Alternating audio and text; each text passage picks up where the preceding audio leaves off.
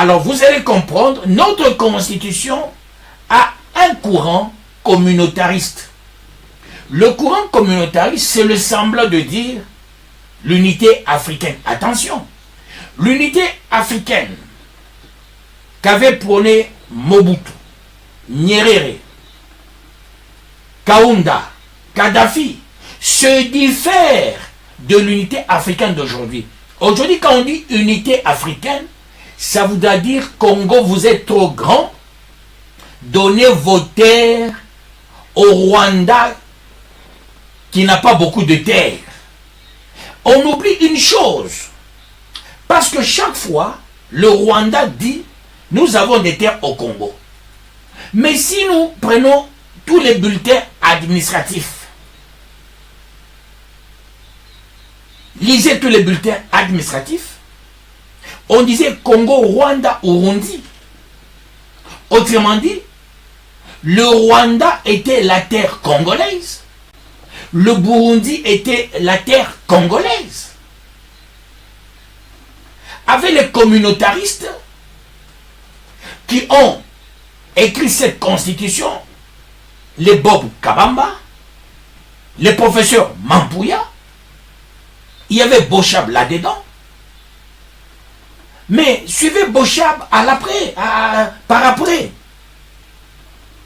Comment il a motivé la modification de la Constitution de 2011.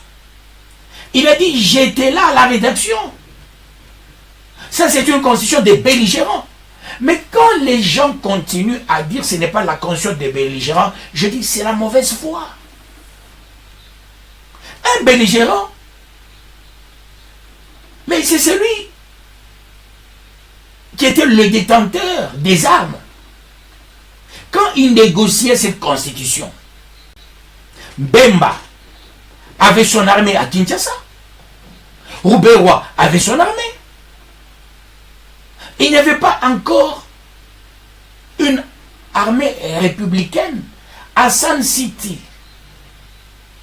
Ils se sont dit, avant d'avoir une constitution avec des souverainistes, les gens qui protègent la terre, il est impératif qu'on ait une armée républicaine.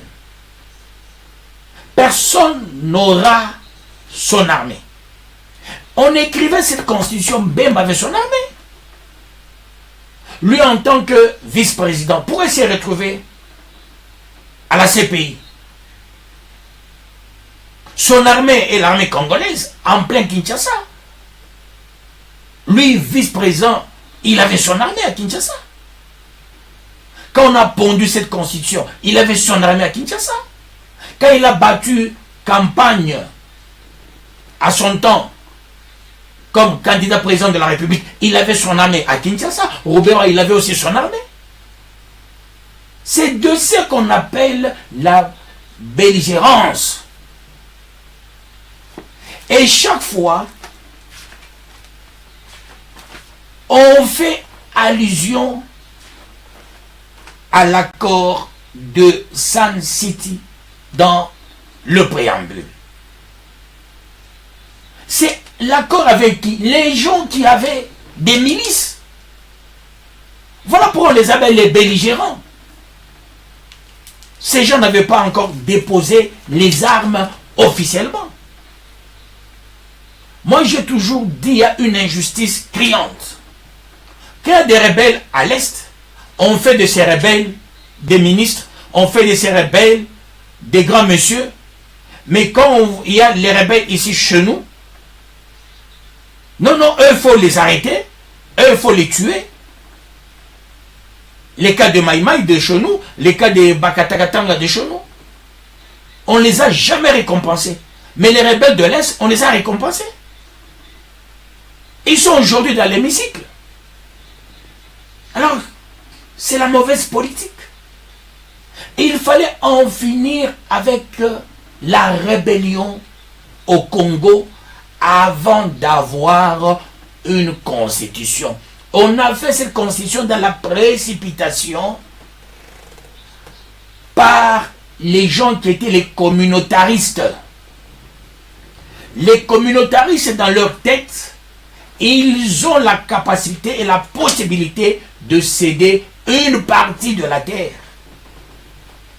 Si l'État exerce sa souveraineté sur la terre, après vous dites on peut céder la souveraineté partielle. Comment on définit un État s'il n'y a pas souveraineté, s'il n'y a pas territoire, s'il n'y a pas population? Nous devons nous dire la vérité, chers intellectuels. Disons-nous aussi la vérité. La science évolue. Hier, il y avait combien de doctrinaires? Aujourd'hui, on en a beaucoup. J'avais suivi le professeur Banyakou, un grand politologue, un monsieur hautement crédible. Lui, en 2011, il a dit, pas question, il ne faut pas qu'on touche à l'article 220. Il avait démissionné à la Cour constitutionnelle. Mais quand je l'ai suivi, il a dit, dans notre constitution, il y a l'apport extérieur. Il a dit, Bochab, qui était le directeur de cabinet, il était le président de l'Assemblée nationale, il était secrétaire du PPRD. Mais qu'est-ce qu'il avait dit? Il a sorti même un livre. Il a traité cette conscience des belligérants. Kabila lui-même, il a traité cette conscience des belligérants. Il était impératif qu'on la change. C'est l'opposition de l'époque qui avait barré la route.